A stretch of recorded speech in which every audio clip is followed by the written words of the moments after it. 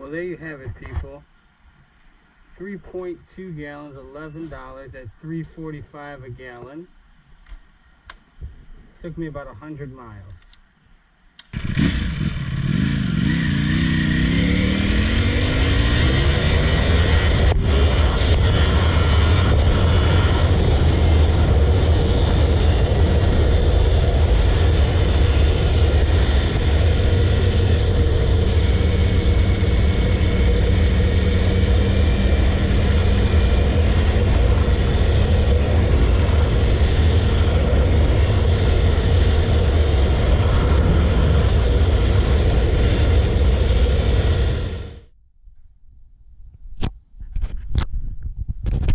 What it is, everybody, and thanks for tuning back in here to another episode here on the Speedbug channel. Today we got a little bit of a different video. I see you guys are pertaining and liking to my V4 content, so let me go ahead and keep that going for you all. But today what I wanted to do is describe what it's like to ride this thing back and forth to work. Now, I didn't get all the video of me going to work. It's pretty straightforward. You're just cruising. You guys don't really need to see me do anything like that. But I do get a lot of questions about what's the gas mileage like? What's a day in the life riding a V4? Is it a good commuter? Is it not? And some questions I've already kind of covered in, some of my other V4 videos and things like that. But I'll answer some of those new questions and go over a few of them as need be to answer some of these further questions.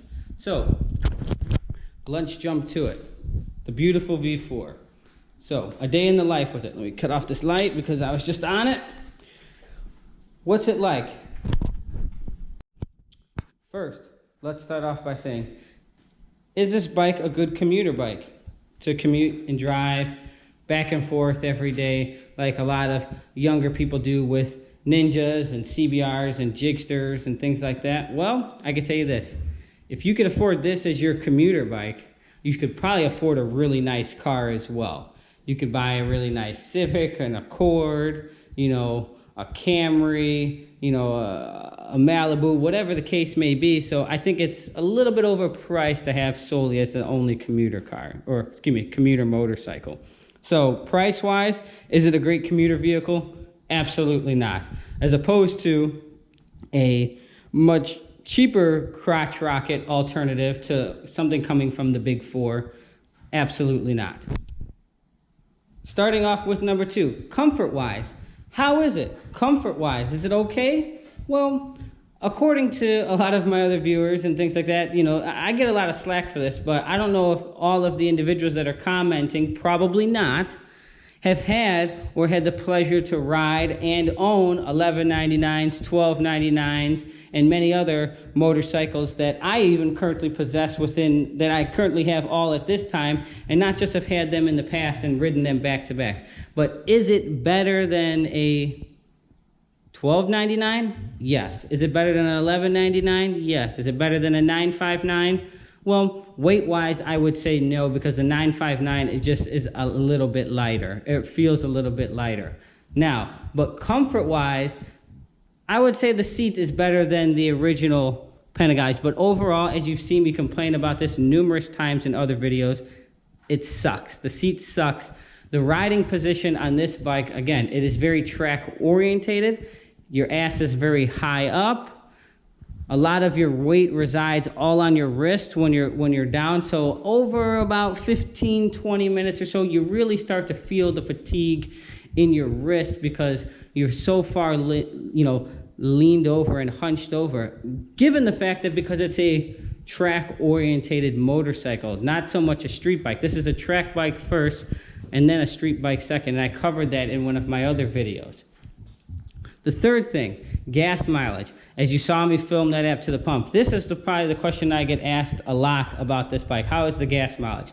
And the gas mileage, I'll tell you, it just sucks. It really does. It's probably the worst crotch rocket gas mileage I've ever seen. When you're playing on it, it's even worse. You're talking 80 to maybe 110 miles to an entire tank. Now, the gas light just happened to come on, so that means I got a little bit under a gallon or about a gallon left. And it took me about, 3.2 or something gallons, $11 to fill it up. And I'd be good for, if I don't beat on it, I might be able to get 120 miles if I don't beat on it. That's 40 miles a gallon. Now, if you're not beating on it, it's not horrendous. However, if you're beating on it, I've seen it go down. Well, if you're making some good high-speed runs, you're lucky if you see 80 miles out of it. But again, with any four-cylinder bike that's 1,000 cc's or higher and things like that, it's, you know, it's going to drink some fuel. But given some of the other bikes and the other big four that I've ridden, it's still pretty bad. Another thing that I'm not, again, that as far as a commuter bike, the tires, as I covered this in a lot of other videos, you know, Diablo Super Corsas, not the greatest commuter-friendly tire, and none the fact that it is so expensive to replace this tire, given the fact, again, that it's a track-orientated tire. So, a day in the life with the V4, it's going to cost you, and it's going to start to ring up and ding up, you know, kind of a lot of things. You know, my bike also, here's another thing that is, as far as commuting-wise, my bike also doesn't have mirrors. I've installed block-off plates. I don't really care for them, but a lot of individuals still like the mirrors because they like to look in them. However, I can tell you, due to the vibration, because they're fixed, only the mirror mechanism itself actually moves. They suck. You really can't see anything at most RPM bands because the vibration of the engine just rocks it and just vibrates it back and forth. I mean, it is what it is. So I personally think it looks way better without them, and I don't really use them. I can look over my shoulder and see before I change lanes. But it's still just not one of the greater things that you would want in your commuter bike. Another thing, as the things add up, the tires, you know, brakes are fine. You know, they're Brembo brakes. That's pretty straightforward. The tire, the gas mileage, the mirrors, leaning over heavily here on your wrists. The seat is not so comfy. Again, as we've all stated, you heard me said it before. On a scale of 1 to 10, as far as commuting-wise, I'd probably give this bike, again, a 2 at best. Because the prices to start is outrageous. You can get a really nice car for this bike. The wrist pain here is horrendous after about 20-30 minutes. And then nonetheless, to mention if you're standing in traffic, the heat. Now you can see the exhaust here is on the right side, whereas opposed to the other Panigales, it's on the left side. Okay, it really doesn't matter which side it's really on. Bottom line, it's you're cooking your ass, you're cooking, you know, everything below your waist. But is it hot? Again, yes, I covered that again in another video. Is it as hot as the 1299? Me personally, I don't think so, but it's damn close.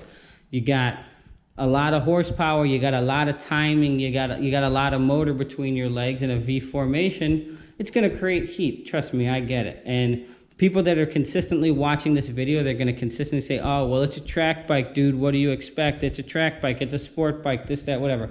Well, so is my BMW over here, and that's a sport bike as well. But again, the engine is completely different. It's an inline 4 versus a V4. And some of the other bikes that I've had and ridden and still possess that are 4-cylinders still don't get as hot. Just not pictured here. Now, everything else running forward, this is just, I'm saying, just a day in the life as a V4. Is it the greatest bike to commute with? Absolutely not.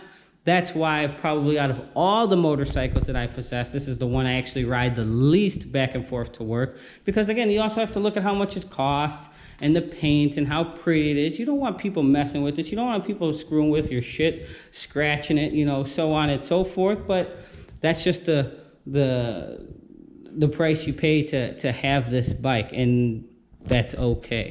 And another reason I don't want to track it is because I just like how pretty it looks. But again, the bike was built to be on a racetrack, and that's exactly why all the things that I just previously listed is why it fails so miserably at. But then when you take this to the track, and then you can compare it to, you know, this Panigale to my white one over there, it's not even a night and day difference.